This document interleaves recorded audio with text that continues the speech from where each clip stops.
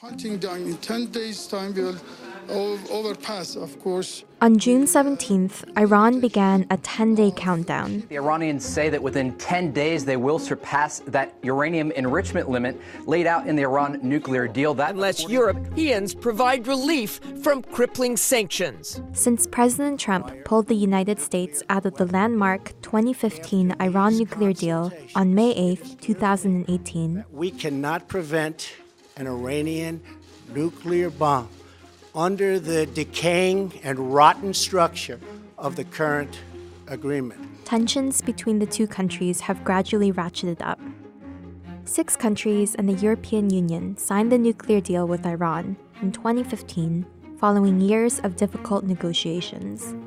Iran agreed to accept tighter restrictions on its nuclear program and to allow UN inspectors more access to its facilities. The deal was aimed at keeping Iran at least 1 year away from having enough material to produce 1 nuclear bomb and put in place inspections that could detect any efforts to create a bomb almost immediately. In return, all sanctions related to Iran's nuclear program were lifted. That's why we must put an end to Iran's continued aggression and nuclear ambitions. They have not lived up to the spirit of their agreement. I think President Trump's withdrawal from the nuclear deal in 2018 was the original sin. For a year after President Trump withdrew from the 2015 nuclear deal, the Iranians implemented a maximum patience policy. We have to exercise maximum restraint, as you pointed out, in spite of the fact that the United States withdrew from JCPOA. They remained in the deal and they respected all of the limits that the deal imposed on their nuclear program. But since the US withdrawal, reimposed sanctions have crippled Iran's economy. The Iranians are losing patience. And for this reason, the Iranians have decided to no longer respect the limits on the heavy water material as well as low enriched uranium. The 10th day, we will, of course, surpass this level of 300 kilograms. So what does this actually mean? Uranium is the material that is used for fueling nuclear reactors and nuclear bombs. Enriching uranium is the process of separating uranium-235, a fissile isotope that makes up less than 1% of natural uranium, from the more common uranium-238. The concentration of U-235 is then increased by removing the unwanted isotopes. If it's enriched to a low level, around 3% or at max 20%, it's used for civilian nuclear reactors. If it's enriched to 90%, it can be used for nuclear weapons. The Iranians have committed under the nuclear deal to limit the enrichment level to 3.67%, so it's ensured that it would be for civilian use. The first limit that they say that they're going to exceed is the 300 kilogram limit on low enriched uranium. That by itself is not a near-term proliferation threat.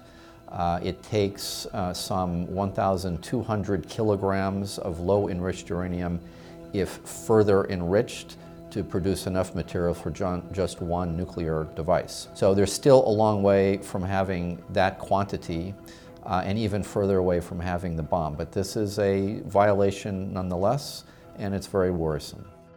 Iran's leaders insist they do not want, have, or need nuclear weapons. And written into the 2015 deal was a permanent restriction on any efforts from Iran to develop or acquire nuclear weapons.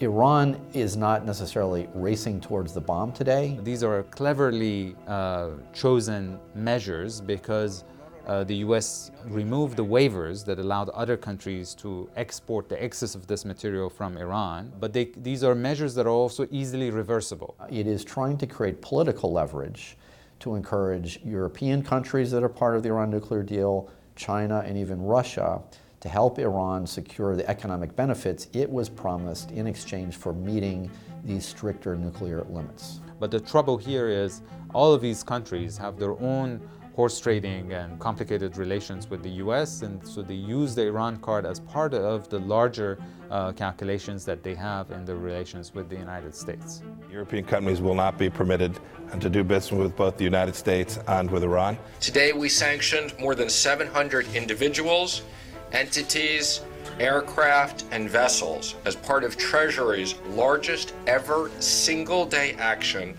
targeting In a Iran. few moments, I'll be signing an executive order imposing hard-hitting sanctions on the Supreme Leader of Iran and the Office of the Supreme Leader of Iran and many others.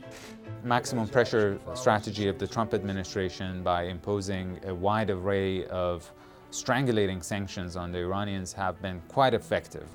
And the economic situation inside the country is really dire. There are Iranian families who haven't been able to eat meat for months now. I think the Iranians have now come to the conclusion that there might be a second Trump term. And so although their economic situation might be sustainable in the short run, it is not in the medium to long run. دقیق‌ترین دولت‌ها و حکومت‌های دنیا عامل جنگ، عامل خونریزی، عامل تفرقه. خودتون اعلام کردید دنیا به ما اعتماد نکن. ما هر پیمانی رو زیرش میزنیم، هر امضایی رو زیرش میزنیم. اون وقت از نو بیایم با شما مذاکره کنیم. Look, pressure without an open door is an exercise in futility. Iran and the United States governments are on a collision course.